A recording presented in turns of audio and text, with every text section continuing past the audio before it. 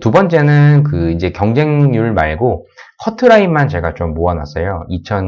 2016년부터 16, 17, 18, 19 이렇게 해서 커트라인, 그러니까 필기 커트라인만 이렇게 모아놨는데, 커트라인 보신 분들은 지금 이제 경쟁률 발표가 나다 보니까 작년 이제 커트라인 이렇게 해서 계속 쭉 몇 년 동안 얼마나 커트라인 변화가 있는지 찾아보시는 분들이 많거든요. 이 시점에. 그래서 제가 이걸 정리를 해가지고 또다시 정리해서 이렇게 배포를 해드리니까 요거 참고해서 보세요. 여기 보시면 이 커트라인 같은 경우에는 제가 꼭 미리 말씀을 드리는데, 작년 커트라인이 높다고 올해도 제일 높다는 보장이 사실 없고, 그리고 점수대 같은 경우에는 매년 난이도에 따라서 사실 많은 차이가 나기 때문에 꼭 작년 커트라인 정도 수준으로 나온다? 그렇게 생각하시는 건 좀 무리가 있어요.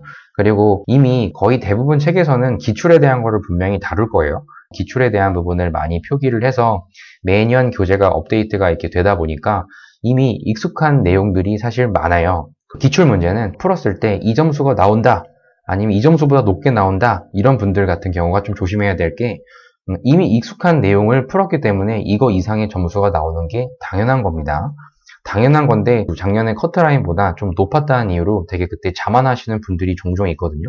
근데 이미 맨 처음 공부할 때부터 대부분의 이론 교재에는 작년에 나왔던 그런 기출문제, 예전에 나왔던 그런 기출문제들을 많이 수록하다 보니까 기출문제를 풀었을 때 점수가 당연히 높게 나와야 되는 게 정상이에요. 절대 자만하시면 안 되고 그동안 하셨던 것 중에서 부족한 것들, 약점들 찾아서 마무리하셔야 돼요.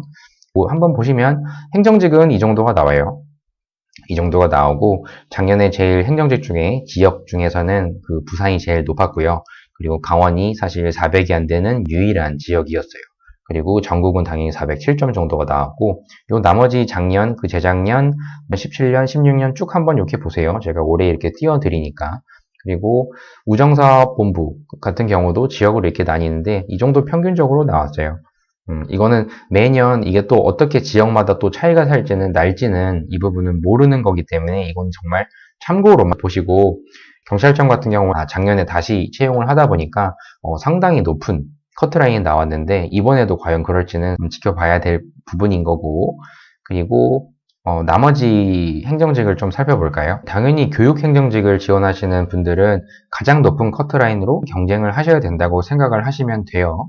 그래서 이런 부분들이 있으니까 꼭 살펴보시고, 제가 요 표에서 좀 말씀드리고 싶은 건 사실 세무직이랑 관세직이거든요.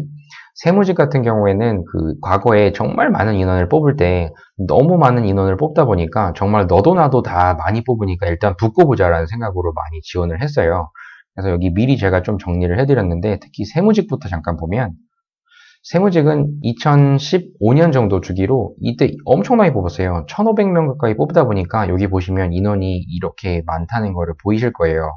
근데 다시 2018년, 19년, 20년 점점 다시 줄어들고 있죠. 다시 2014년 수준으로 지금 다시 오다 보니까 인원 자체가 점점 이게 줄어드는 부분도 물론 있는데, 세무직에 관심이 많은 그런 분들 위주로 세무직이 되셔야 되는데, 거의 지금 선택 과목 때문에 세무와 관련되는 전공 과목을 선택하지 않고도 일단 필기 플러스 면접까지 해서 최종 합격을 하신 분들이 막상 업무 배치를 받아보면은 워낙 전공에 대한 준비가 이런 것들이 전혀 안 되다 보니까 사실 2022년부터 필기 시험 과목이 이제 변경이 되죠. 뭐 변경된다기보다 이제 선택 과목이 폐지가 되고 전공 과목에 대한 게 의무화가 되다 보니까 그렇게 결정이 된 첫 번째 직렬은 전 세무직이라 생각해요.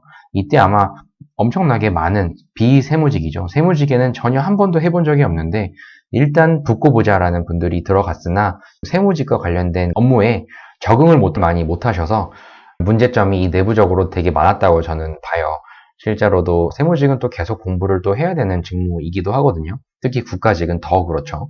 그러다 보니까 의외로 적응을 못하시고 이 직렬을 다시 포기하시고 다시 새롭게 구급 공무원 시험을, 국가직이겠죠. 국가직이나 지방직을 보시고 따로 이렇게 다른 직렬로 이동하고자 했던 분들이 엄청나게 많았다는 점 부분 제가 말씀을 드리면서, 절대 세무직은 정말 그와 관련된 지식이 충분히 있으신 분들이 지원을 하셨으면 좋겠어요.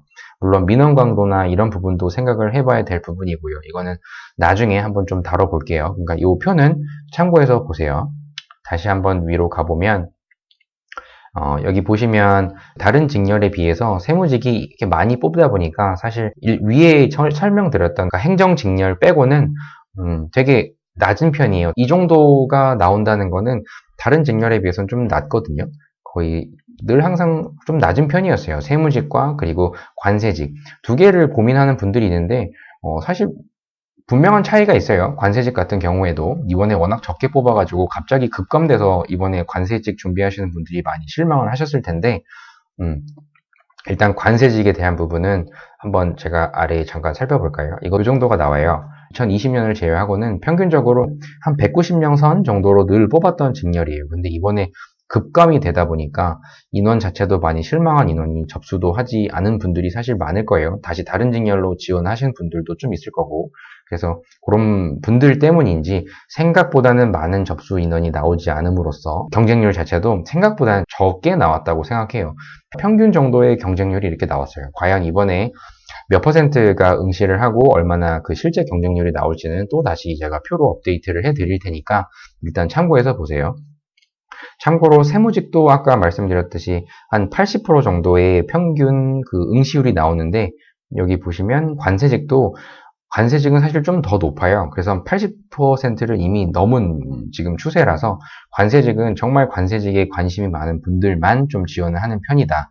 관세직도 정말 무슨 일을 하는지를 알고 거기에 맞는 그 준비를 하셨던 분들이 저는 꼭 지원을 하셨으면 좋겠어요. 그러니까 국가직 공무원 중에서 어느 직렬이 좀 경쟁률이 낮나요? 아니면 커트라인이 좀 낮나요? 하면 그럼 단연코 교정직이죠. 교정직이랑 보호직인데 이번에도 아마 늘 그렇고 뭐 적게 뽑든 많이 뽑든 항상 제일 커트라인은 낮은 직렬이 교정직과 보호직이에요. 근데 인식이나 이런 부분들이 지금은 좀 많이 나아졌다고 하나 과거 이제 보수적인 분들은 교정직을 사실 교도소에서 근무한다는 이유만으로 좀 안 좋게 보는 어른들도 사실 있어요.